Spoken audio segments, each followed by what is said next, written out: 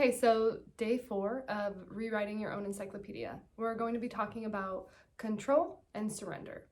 So it's important to identify that these are polar opposites and they'll create a boundary of where you have appropriate behavior to interact with.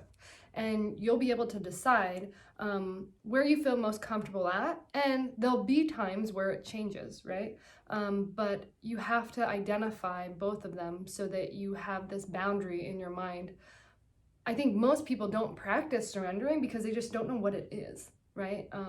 And so when we start to control things, it's usually when we're attached to these outcomes or relationships or unrealistic expectations. And so it feels like you're just trying to like manhandle something into fruition.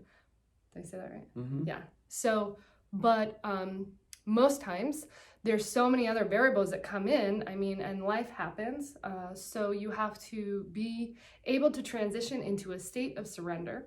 And this will further lead you into surrendering into your partner. And a little bit later, we'll talk about kind of leading and following. But Kyle's you want to define both of them? Yeah, I think the way I decided to think about it is it's a spectrum of anxiety, Control is my reaction to having anxious feelings, and then surrender is the opposite. And so I have to kind of tell myself, I'm not going to control this. I'm not going to control this. And it helps me not feel anxious about it because I'm just consciously aware of my emotional disposition and how I'm feeling about any given situation. I have to do that oftentimes with what other people think. I'm like, I can't control that, not my stuff, So I step back and I go, I'm just going to let that go. And if they ask me what I think, I'll talk to them about it. But most likely, I'll just stay quiet. And so that's just an example. Yeah, and that's really important when you're in any type of team atmosphere. Because if you're in a team, then generally, like, there's times to lead and control, and then there's times to follow and surrender to the group consciousness. And so, not one of them is a negative thing because control can turn into leadership. And a lot of times people appreciate and admire leadership because it's difficult to speak out about something where other people might not agree with you. And a lot of cases, teams that don't perform well, it's because of lack of leadership. Right. And so, but it transitions on the spectrum. And so I wanted to give an example of what it looks like maybe in our relationship, because there's certain things, tasks, or roles that Kyle is in charge of, and there's certain roles and tasks that I'm in charge of. And when Kyle's in charge of them, then I surrender to him and I let him lead, and I can follow because I have a really clear definition of what one is and what the opposite is. In the first week, we talked about defining how you define black, right? And generally, when anybody is asked how to define black, we say, well, it's the opposite of white. And then it creates that spectrum. And so we have to do that to create a template in our brain and some framework of where we can operate. Because that helps us, right? It helps us build and it helps us evaluate what we're doing. And so creating that groundwork and the template is the first step. But once you kind of create it, you don't always have to, you get to refer back to it. You don't always have to go through this creation mode about it. So as far as in our household, Kyle does cooking and most of the shopping. So he is in charge of feeding us. And so he gets to come up with, what he cooks, how he cooks it, and when he cooks it for the most part. And, I get to be on the receiving end of it, and I get to enjoy it and offer feedback if I'd like to, and ideas, and we get to create together with him doing everything, right? So it's like his hands, basically, if we were to create art, Kyle would be the one painting and I would be in back, maybe mentioning ideas or colors or like maybe different ways to move the brush. And then me being proud and happy about the artwork that it came out with. And so he doesn't always have to have feedback from me, but sometimes he asks because it's hard to, take on an entire role by yourself. It's nice to have some sort of feedback on that. And then what would you say one that I run? You're in charge of, I guess, vision planning, probably. Yeah. You work on the long-term vision. I work on how we're going to get it done now a lot of the Short-term. time. And And what I was thinking about when you're talking is how it's important to acknowledge those roles, but then the person who is in charge is also allowed to go, I don't know what to do right now. And so Yeah, you ask for get feedback. suggestions, and it's part of the chart where you get outside information, and it helps you because we only have our perspective. Yeah, and if I try to control, so like on the vision planning part, like, so I really outline our goals, like our long-term goals, and how they're going to come to be, what we're going to be doing over the next year, 2 years, kind of what are the staples that our family needs to accomplish, and maybe our individual goals. And so presenting those to Kyle after we've talked about it, and Kyle can organize it on a short-term basis, makes it so that I'm not overloaded, right? And Kyle's not overloaded. And we share the responsibility and we share the weight of making the decisions. And I think that that's where, learning how to transition back and forth is helpful because, you don't want to get caught in unhealthy and unproductive cycles, right? Mm-hmm. Unrealistic and limiting beliefs and, things that don't feel good. Right. They're not helping you. They're not in alignment with your goals, with your vision, with your beliefs. So this is just a way that we can share with each other our resources. Yeah, and so I think just similar to the cooking or the long-term vision is you get the opportunity to go, we're eating that too much. And I get to go, you're really focusing on this a lot. And so it's that kind of feedback because maybe over a period of a week or two, don't realize that you've said something 7 times. And I don't realize that we've had chicken 4 out of 5 nights, so, because I love chicken. Yeah. And so, you're not an innocent bystander as the person surrendering. You are just you're the person who gets to be on the outside looking in.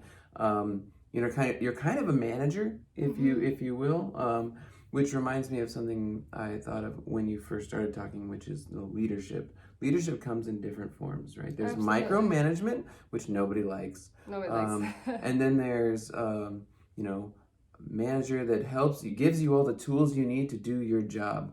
And those are usually the best managers and just makes you feel empowered. And there's the leading from the back. Right. And so I think it's important that, this whole process is, and surrendering would be, as a leader, in my opinion, I used to be the guy who told everybody what they should be doing, got mad when they didn't do it, and that didn't work. That's how I showed up for, sports and stuff, and I just didn't really have much mentorship or guidance to know how. And so now I realize that, showing up to practice that way, maybe, and helping people get better, and then just saying, hey, go do your best, is the best way. And then, and then we get a chance to reassess what could have gone better, what we did well, and then take that and move forward and just kind of practice every day. Games are practice, practice is practice. So in a relationship, when you're practicing surrendering, it adds so much to the relationship because it creates depth and it creates reliance and it creates trust. And that makes your team stronger, right? Like just between Kyle and I, it makes us stronger because definitely was really uncomfortable or never had an opportunity to fully surrender. So I didn't really know what that meant. But it's like having this trust that I'm already protected and I can just kind of be as playful as I'd like to be, knowing that I don't have to look over my back, right? He's watching over me. And it goes for the other way around, right?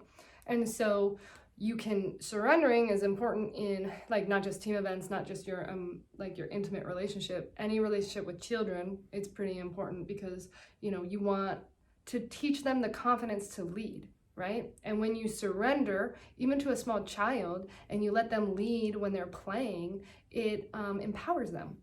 And when you empower people, they want to connect with you and they want to be intimate with you because for the first time they see strength in themselves because you allowed them to. You just held up a mirror for them. And that's one of the most strongest gifts you can give to anyone, I think, is just showing up for someone else like that. And on the flip side, when I surrender to Kyle, it gives him a sense of being able to protect me and it makes him feel stronger and it gives him purpose, right? And so there's these other attributes to the process of surrendering and controlling or leading, but there's a lot to it, I guess. But they're positive. They're all positive. You know, these limiting beliefs and these old unrealistic and adopted beliefs or expectations might not have the most positive definition behind them or reasoning, but I'd invite you to kind of tap into that and see. We have some questions in the reflection, but what I would ask you is, you know, how do you define control? How do you define leadership? And how do you define surrender? Or you surrendering? And then what does that look like in your life? You know, give an example of each one, because you're creating your own framework and you need to know what it looks like on you when you're trying to control something, what you look like when you're trying to lead someone, and then what you look like when you're surrendering into someone. Because if I'm trying to surrender into Kyle and he is not on the same page, I'm going to feel hurt, because I'm going to be very vulnerable and nobody else is protecting me. And so it seems like, you know, an unhealthy feedback loop to get myself into. Yeah. You know, and all that just reminds me of a few conversations we had when we got together, which is just, you know, I acknowledge that I want to control things, but it's really not feasible to control everything and do it all as best as possible. And so I need that balance of somebody else who has my back and, you know, also likes to control things, but also acknowledges they can't do it all. And so, you know, just surrendering to the idea, even just the idea that we can't do it all alone is really big. And so it empowers you to know that somebody else is on your team. Yeah. And if you really struggle with the emotional side of it, you can just realize that it's efficient. It's like the most efficient way to be and interact in this world is to have a team and share the responsibilities of leading and following. Yeah. Okay. That's it, guys.